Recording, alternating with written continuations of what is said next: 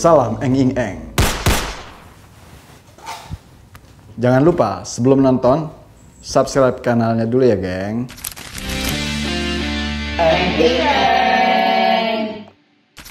Dari mana Kang Eeng? Habis dari Baduy. Lumayan dikasih beras sama warga Baduy. Di sana kan beras kagak boleh dijual. Beras Baduy bagus banget nih buat dikonsumsi. Karena padinya ditanam secara alami. Kagak pakai pupuk subsidi, apalagi pestisida pabrikan. Makanya tanah di Baduy itu subur terus sampai turun-temurun.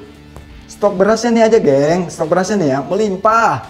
Katanya sih khusus masyarakat Baduy, mereka punya cadangan beras hingga ratusan tahun. Tapi kenapa pemerintah malah berberas ya, geng? Udah pada tahu belum? Oh, 2,9 juta ton beras banjiri RI per Oktober 2024. Katanya sih, ini sisa kuota impor dari pemerintahan sebelumnya. Negara agraris, tapi beras masih impor. Iya toh Pak. Pemerintah sekarang jangan ikut-ikutan impor juga ya. Kalau kebutuhan beras di masyarakat meningkat, ya ditingkatkan dong hasil pertaniannya. Biar kita nggak import-import lagi. Apalagi kalau bisa swasembada pangan. Berikan edukasi buat petani. Jangan dibanyakin pupuk subsidi. Itu bukan solusi, nanti malah bisa jadi ladang korupsi. Wow, kata Pak Mentan, distribusi pupuk aman. Pupuk pabrikan dong. Malah Pak, sawah di Baduy aja kagak pakai pupuk pabrikan, hasilnya tetap melimpah. Bukan cuma di Baduy, banyak juga kok pertanian yang pakai pupuk alami, hasilnya juga melimpah. Terus solusinya piye? Ya, edukasi petaninya dong. Gimana cara meningkatkan hasil pertanian sehingga penghasilan petani juga ikut meningkat.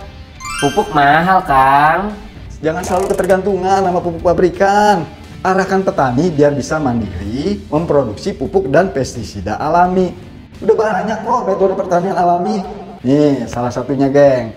Di kanal YouTube Metode Nusantara. Di situ ada cara bikin pupuk dan pestisida dari bahan-bahan alami yang ada di lahan pertanian atau lingkungan sekitarnya. Tutorial cara bikin pupuk dan pestisida alaminya ada kok. Murah, mudah, sederhana. Bikinnya kagak keluarin duit banyak. Karena bahan bakunya udah pasti tersedia di alam. Jadi, petani bisa menekan harga pokok produksi atau HPP-nya jadi kecil. Bisa berkurang sampai 80%. Penghasilan petani jadi lebih besar, hasil panennya udah terbukti bagus, terus pertanian alami bikin tanahnya jadi tambah subur. Nah, sekarang tinggal petaninya nih, mau bikin pupuk sendiri atau tidak? Pemerintah mendukung pertanian alami atau tidak? Terus anggaran subsidi pupuk buat apaan dong? Anggaran subsidi pupuk bisa dialihkan buat membangun infrastruktur sistem irigasi di sektor pertanian. Irigasinya juga bisa digunakan untuk jangka panjang. Kalau sistem irigasi pertanian udah bagus, petani bisa mandiri bikin pupuk sendiri. Jadi pemerintah bisa menghemat anggaran di sektor pertanian. Bener gak Pak Mentan? Bentar, saya pikirkan ya. Nah, Kementan berencana impor 1 juta sapi perah dalam 5 tahun. Wih, tapi itu baru rencana ya, geng. Jangan salah tafsir dulu. Mungkin tadinya Kementerian Pertanian niat mau impor sapi. Keduluan sama aksi yang dilakukan para peternak sapi perah di Boyolali. Para peternak membuang 50.000 liter susu dan susunya ada yang dipakai buat mandi. Oh, duduk perkara demo mandi susu. Masalahnya, kuota susu yang dihasilkan para peternak lokal dibatasi oleh pabrik-pabrik atau industri pengolahan susu.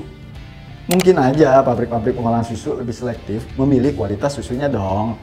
Bagusnya sih, Menteri Pertanian cepet tanggap nih. Langsung menggelar mediasi antara para peternak sapi perah dengan industri pengolahan sapi. Pihak industri diwajibkan menyerap semua hasil susu produksi para peternak. Dengan catatan, para peternak berjanji akan meningkatkan kualitas produksi susu mereka.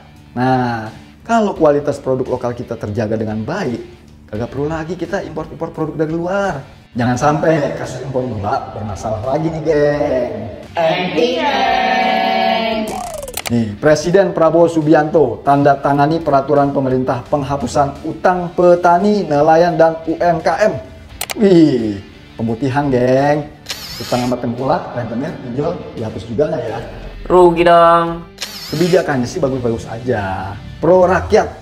Tapi kalau pemerintah mau membantu petani, nelayan, pelaku UMKM, ya bukan dengan cara menghapus utangnya di bank. Itu bukan membantu tapi memanjakan. Kebijakan kayak gini bisa aja menimbulkan masalah baru. Mentang-mentang udah diputihin utangnya, jadi pada bisa pinjam lagi di bank. Ngutang lagi, kali aja tar 2029 diputihin lagi sama presiden.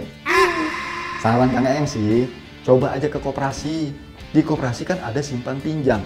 Bunganya mungkin bisa lebih rendah daripada pinjam di bank, rentenir, tengkulak. Tapi harus jadi anggota koperasi dulu. Kalau bukan anggota koperasi, biasanya nggak bisa pinjam. Tapi ingat, namanya pinjaman harus dikembalikan. Makanya, tugas dan fungsi koperasi itu harus ditingkatkan pelayanannya. Harus ada bimbingan langsung dari pemerintah. Percuma dong ada Menteri Koperasi dan UMKM.